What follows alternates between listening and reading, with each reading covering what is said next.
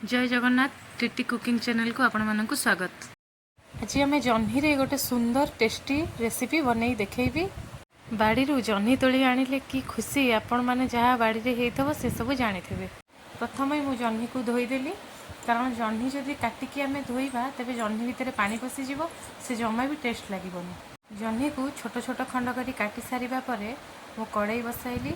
कड़ाई रे तेल फुटण लंका पियाज देई ताकू टिके बघारला भलिया करिकी तापरे जह्नी पकेदेली। जह्नी पकई सारिया परे तादरे हळदी लुण लंका गुंड देई ताकू भलसे घांटी देली।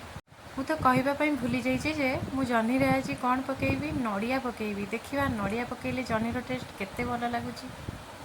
थरे करिकी देखंतु ना केते टेस्ट लागिबो, केते सुंदर लागिबो। ताकू रुटी आ भात सहित खाइबा को मध्ये बहुत भल लागी। राई कथा आसीओ माने तो हमर सोरिष मसला निहाती आवश्यक। सेथिपई मु सोरिष जीरा रसुण पियाज को गोटे पेस्ट प्रस्तुत करी सेथिरे पकाई देली। तापरे आमे ताकू भल भाबरे गोळेई आमे गोळेइबा परे देखिबा सेथिरु केमती आस्ते आस्ते करी पानी बाहरी आसुची। सेई पानी रे आमे फुटिबा पई किछि जह्नी अल्प सिझी सारिबा परे आमे सेथिरे कटा जाइथिया टमाटो पकाइबा ओ ताकू मध्ये भलसे गोळाई देबा।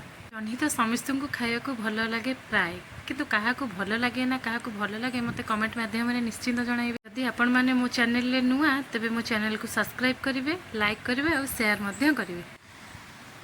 देखुचंदी ना जह्नी रो कलर केमती हमर आस्ते आस्ते बदलिबारे लागिछि।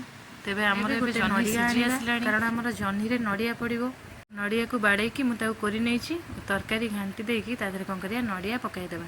मने रखंतु बेसी समय नड़िया को आमे तरकारी पकाई रखिया नै कारण नड़िया रो तेल फिटी जाए। तेल फिटी गले ना तरकारी जम्मा भी स्वाद लागिबो नै। नड़िया पकाई दे ताको भल भाबरे आमे गुळेई नेबा। गुळेई नै सारला परे आमे सेथिरे किछि कस्तूरी मेथी पकाई देबा। तो एबे हमर प्रस्तुत हो जाइछि जह्नी राई। तेबे आपण माने देखिले तो जह्नी राई केमती प्रस्तुत होला। ते घरे निश्चिंत बनांतु ओ खांतु। लागिला मते कमेंट माध्यम रे निश्चिंत जणाइबे। जय जगन्नाथ।